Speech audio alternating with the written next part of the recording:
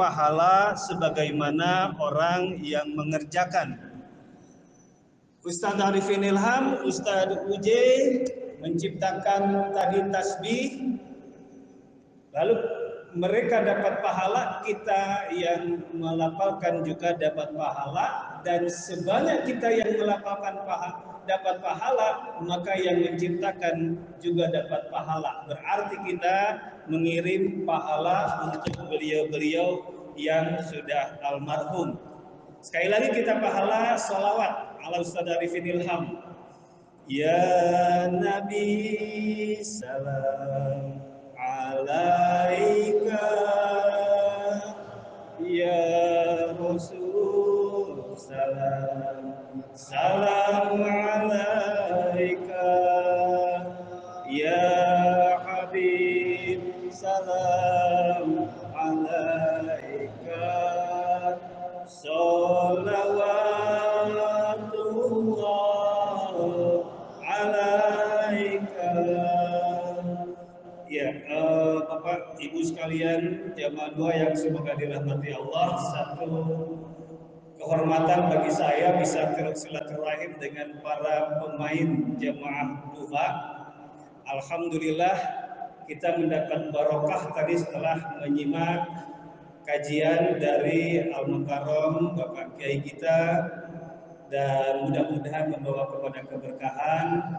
Dari apa atau cara yang disampaikan, Masya Allah, beliau seorang yang tawadhu, seorang yang menunjukkan taqarrub ila Allah, karena begitu menyampaikan ayat atau bacaannya, beliau terharu. Ya, sebelumnya saya mohon maaf untuk operator, jadi di loss aja terus ya, sampai nanti terhenti, di loss aja sampai nanti terhenti. Ini untuk ta'aruf, dan mohon dengan hormat, afwan jidan, lagunya bisa dimatikan. Baik, saya membawa materi manusia menurut Al-Quran, nasib di akhirat dan tobat.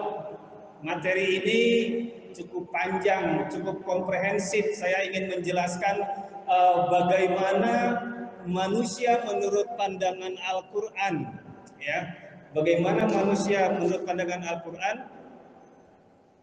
Ya, terus aja di loss, mohon maaf. Jadi terus aja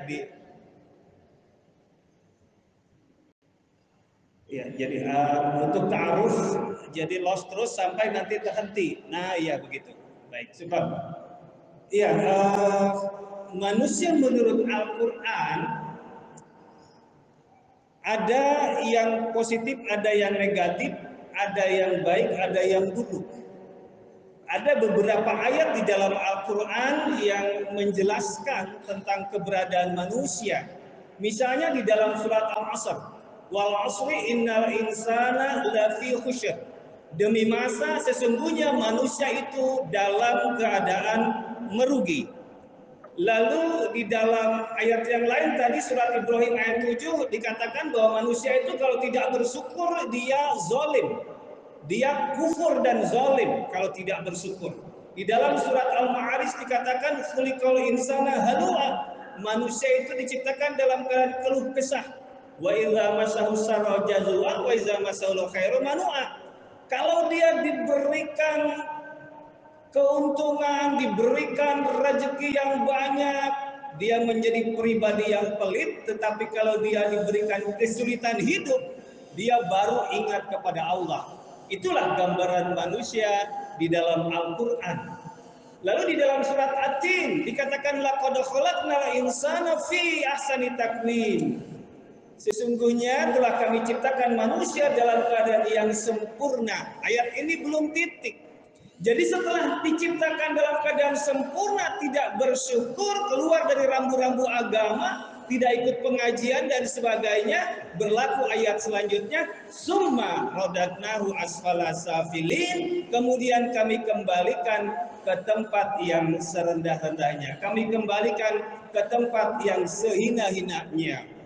Jadi gambaran manusia sangat tidak menguntungkan. Di dalam hadis yang riwayatnya sahih dikatakan bahwa manusia itu potensial masuk neraka. Hadisnya berbunyi, yaridun nas kuluhumun nar, summa yasduruna minha bi'amalihim, fa awwaluhum kalamil barqi, summa kamarir rih, summa karrakibi, summa kahadril farasi, summa kasyadir rijal, summa kabasihim. Jadi manusia itu akan masuk neraka dan mereka akan keluar dari neraka karena perbuatan mereka selama mereka hidup di dunia. Yang pertama, dimasukkan ke dalam api neraka, keluar bagaikan sinar kilat. Yang kedua, dimasukkan ke dalam api neraka, keluar bagaikan kencangnya tiupan angin. Yang ketiga, dimasukkan ke dalam api neraka, keluar bagaikan kencangnya kendaraan. Ada banyak kendaraan yang luar biasa kecepatannya. Yang keempat, dimasukkan ke dalam api neraka, keluar bagaikan kencangnya larinya kuda. Yang kelima, dimasukkan ke dalam api neraka, keluar bagaikan kencangnya larinya laki-laki. Dan yang keenam, dimasukkan ke dalam api neraka, keluar bagaikan lambatnya seseorang berjalan. Masya Allah. Ada 6 kelompok manusia dimasukkan ke dalam api neraka. Ada yang sangat sebentar, ada yang agak lama, ada yang lama sekali. Khalidina fiha, kekal di dalamnya. Itu hadis. Bagaimana Al-Quran menjelaskan tentang nasib manusia nanti di akhirat. Di dalam surat Az-Zumar, surat ke-39 ayat 71 mengatakan, wasiqal ladzina kafaru ila jahannama zumar. Orang-orang kafir itu akan masuk neraka jahanam zumar. Zumar sesuai dengan nama surat artinya kelompok-kelompok atau rombongan-rombongan. Maksudnya ada kelompok ke-1, ke-2, ke-3 dan seterusnya. Sama seperti hadis tadi, ada 6 kelompok masuk neraka. Lalu di dalam ayat ke-73 dikatakan wasiqal ladzina taqaw rabbahum ilal jannah zumar. Orang-orang yang takut kepada Tuhannya masuk ke dalam surga zumar. Kelompok-kelompok, rombongan-rombongan. Menurut ahli tafsir, bahwa masuk ke dalam surga kelompok-kelompok atau rombongan-rombongan artinya ada kelompok ke-1, ke-2, ke-3 dan seterusnya. Jadi sebelum masuk surga transit dulu. Transitnya di mana? Hanya ada 2 tempat, yakni surga atau neraka. Maka ketika mau masuk surga, transitnya sesuai dengan amaliyah dari manusia ketika hidup di dunia. Apakah masuk dalam kelompok ke-1 atau seperti yang dikatakan yang fi sabilillah dakhalal jannah bighairi hisab. Orang yang berjihad, seorang ibu yang melahirkan kemudian meninggal sama dengan fi sabilillah. Orang yang kena musibah termasuk orang yang kena virus corona lalu meninggal, insya Allah mereka fi sabilillah. Orang yang fisabilillah kalau meninggal dijamin masuk surga. Nah, hidup kita sekarang ini beragam usianya. Ada yang 30-an, ada yang 40-an, 50-an, 60-an. Kayak Haji Abdul Rasyid, Ibnu Abdullah Syafi'i, subhanallah, dalam usia yang sudah kita lihat bersama, tapi semangat mengamalkan ilmunya luar biasa, bahkan semangat jihadnya luar biasa. Tidak ada demo yang tidak diikuti oleh beliau. Walaupun beliau harus pakai kursi roda. Semangat jihadnya yang luar biasa. Beliau mengamalkan yang di dalam surat At-Taubah ayat 20 yang mengatakan alladzina amanu wa hajaru wa jahadu fi sabilillah bi amwalihim wa anfusihim a'zamu darajatan 'indallah ulaika humul faizuna.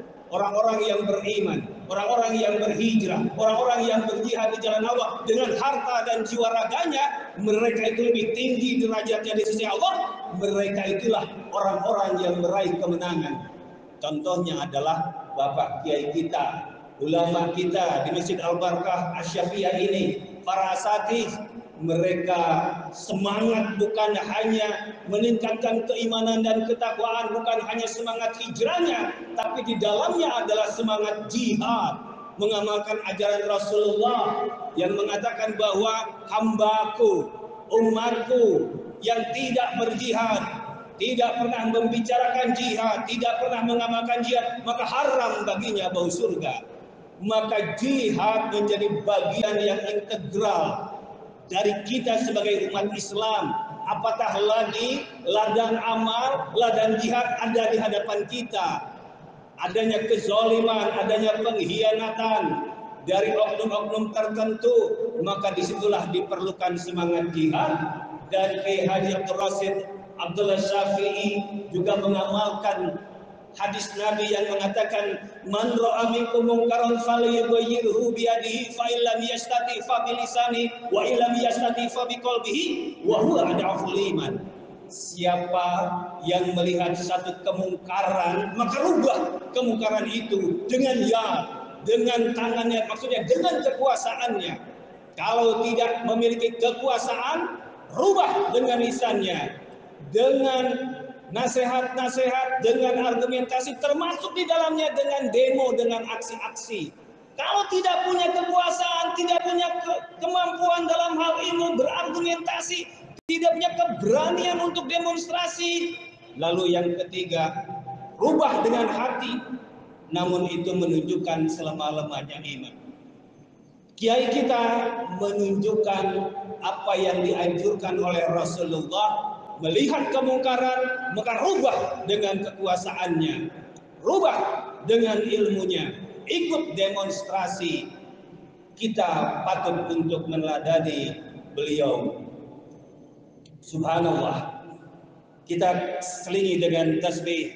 Subhanallah walhamdulillah wala ilaha illallah wallahu akbar. Next operator, next. Ya, next lagi, satu lagi, terus next terus.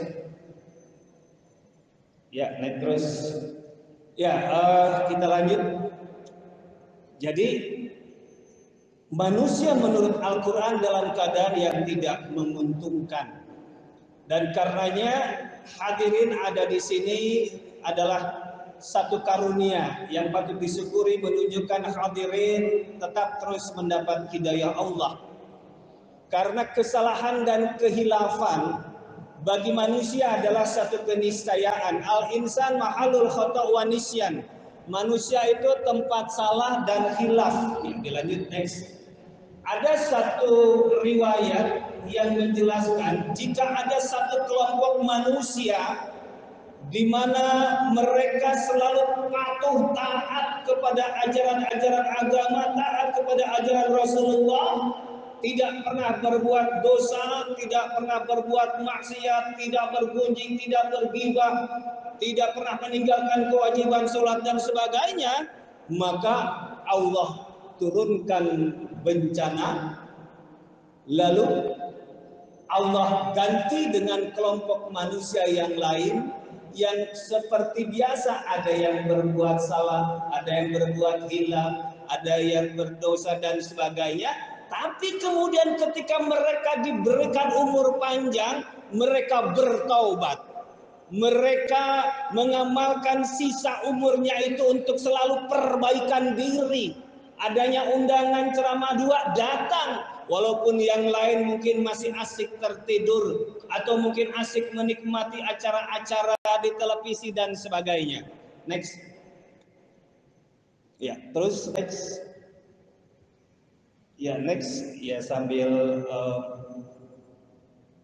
ya, ini yang tadi sudah saya sampaikan. Next lagi surat Al-Asr. Next lagi. Kenapa saya sampaikan ini? Supaya sambil melihat begitu, sambil mendengar, maka lebih kuat daya ingatnya sambil melihat, sambil mendengar itu. Ya, dilanjut terus next. Ya, Bapak Ibu sekalian, kenapa tadi saya menyampaikan bahwa kita ini potensial masuk neraka? Saya ingin menguji Bapak Ibu sekalian dengan pertanyaan-pertanyaan.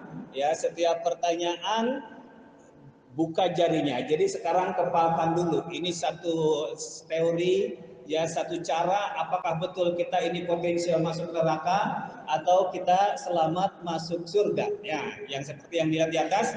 Yang pertama, ya, jadi kalau tidak termasuk di dalamnya, buka jarinya. 1, 2, 3 dan seterusnya.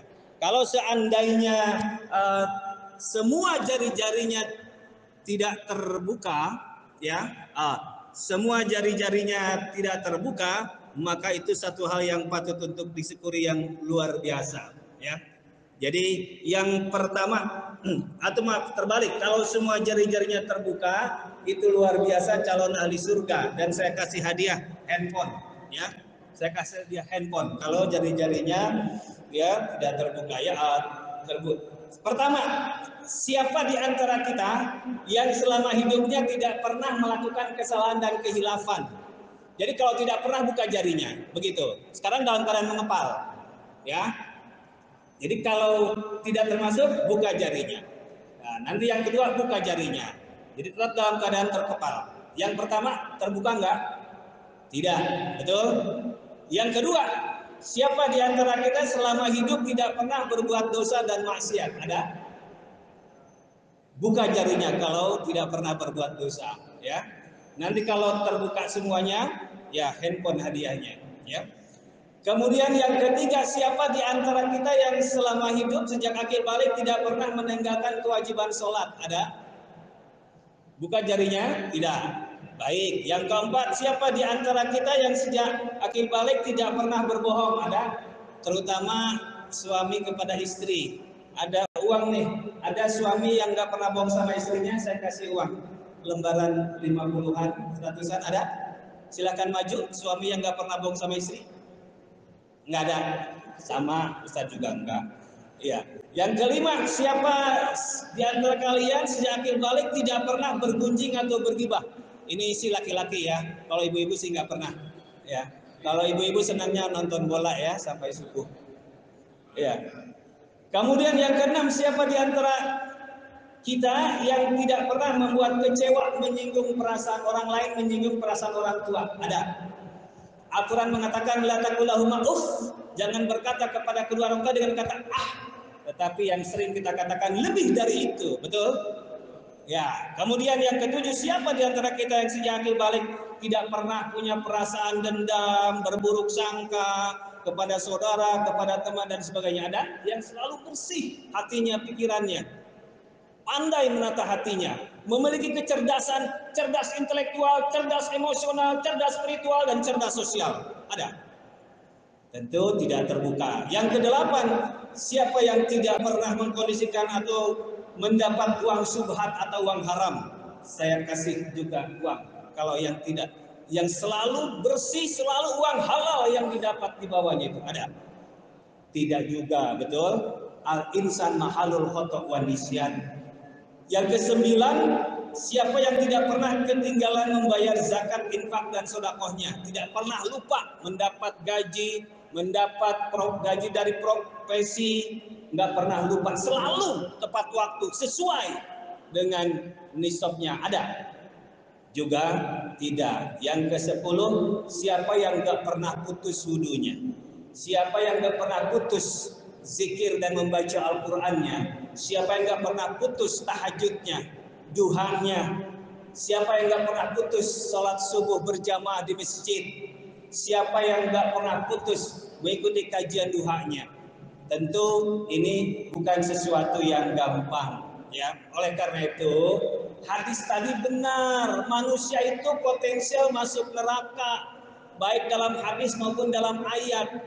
Maka ayat yang mengatakan wasiqal ladzina taqaw rabbahum ilal jannah zumara itu punya arti bahwa ada yang masuk surga rombongan 1, rombongan 2 dan seterusnya. Rombongan 2 dan seterusnya itu artinya transit dulu di neraka, tergantung amal kita di dunia. Masya Allah. Baik, lalu pertanyaannya bagaimana solusinya? Bapak Ibu sekalian, kita ini hidup di dunia sementara, kita akan mati, menyusul mereka-mereka yang kena virus corona atau penyakit lain atau kena musibah atau karena faktor usia, semuanya akan mati. Kullu nafsin za'iqatul maut, setiap yang bernyawa pasti akan mati.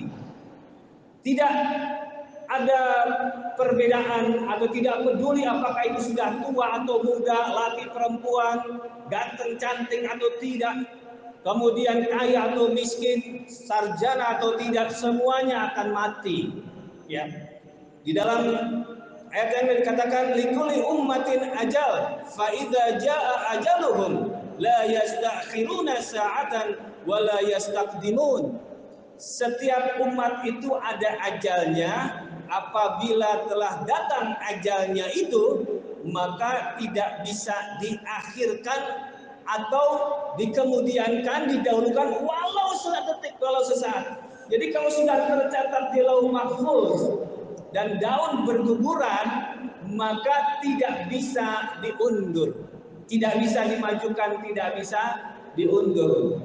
Maka dapat kita pahami saudara-saudara kita yang terkena virus corona atau karena sebab lain, karena memang sudah takdirnya dan kita tidak bisa berubah takdir, kecuali ada satu ayat yang mengatakan bahwa sedekah ternyata bisa menunda takdir. Ada satu riwayat ya yang karena bersedekah yang kemudian sudah divonis ternyata dia sembuh dan bertambah usianya. Masya Allah. Kemudian ayat yang lain yang mengatakan bahwa kendati pun kita berusaha menghindar dari yang namanya kematian, kematian akan tetap datang menghampiri kita. Aina ma takunu yudrikumul maut walau kuntum fi burujin musayyadah. Di mana saja kalian berada, kematian akan menghampiri kalian walaupun kalian berusaha berlari bersembunyi di bawah benteng yang tinggi dan kokoh, kematian akan tetap menghampiri kalian tanpa perlu nuwun. Itu sebabnya ketika Ustadz Uj akan meninggal, menurut cerita anaknya ada bayangan putih itu seminggu sebelumnya. Ada satu kajian tentang tanda-tanda kematian mulai dari 100 hari, 40 hari, 15 hari, 7 hari, 3 hari, 1 hari. Ada tanda-tanda kematian itu. Hadirin hadirat rahimakumullah. Ketika mati manusia dikubur, kuburan itu menurut pemahaman kita adalah tempat istirahat, maka kita mengatakan semoga atau selamat beristirahat. Pertanyaannya, apakah betul beristirahat?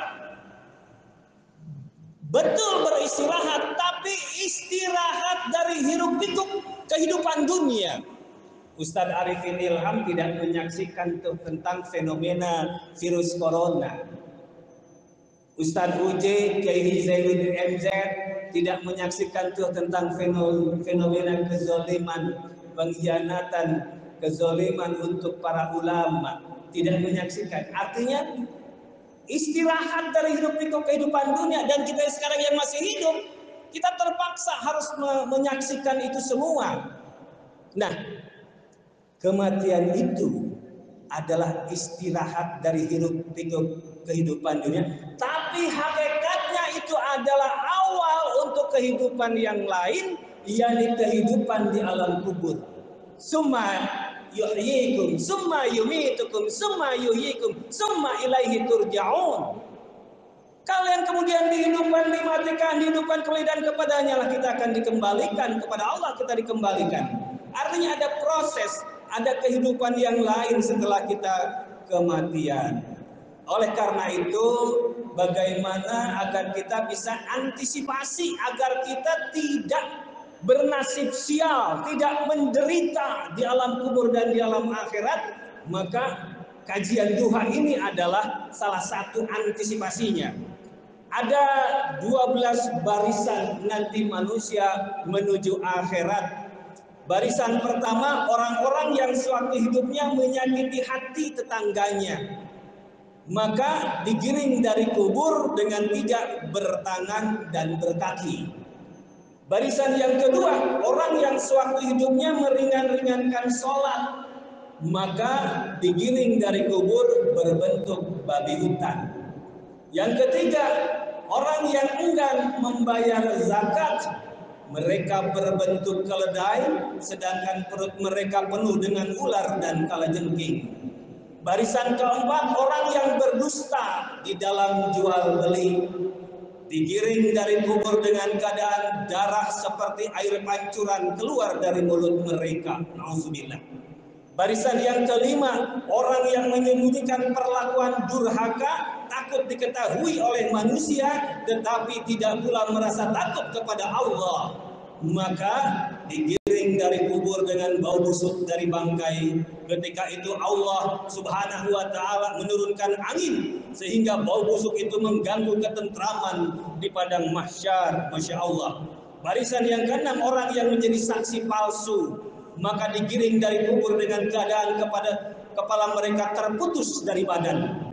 Barisan yang ketujuh, orang yang enggan memberi kesaksian di atas kebenaran, maka digiring dari kubur tanpa mempunyai lidah, tetapi dari mulut mereka mengalir keluar nanah dan darah. Barisan kedelapan, orang yang berbuat zina, maka digiring dari kubur dalam keadaan terbalik dengan kepala ke bawah dan kaki ke atas. Barisan ke-9, orang yang makan harta anak yatim dengan cara yang tidak sebenarnya, maka digiring dari kubur dengan berwajah hitam gelap dan bermata biru, sementara dalam diri mereka penuh dengan api gemuruh. Barisan ke-10, orang yang durhaka kepada orang tuanya, maka digiring dari kubur mereka dalam keadaan tubuh mereka penuh dengan penyakit sokak dan kusta.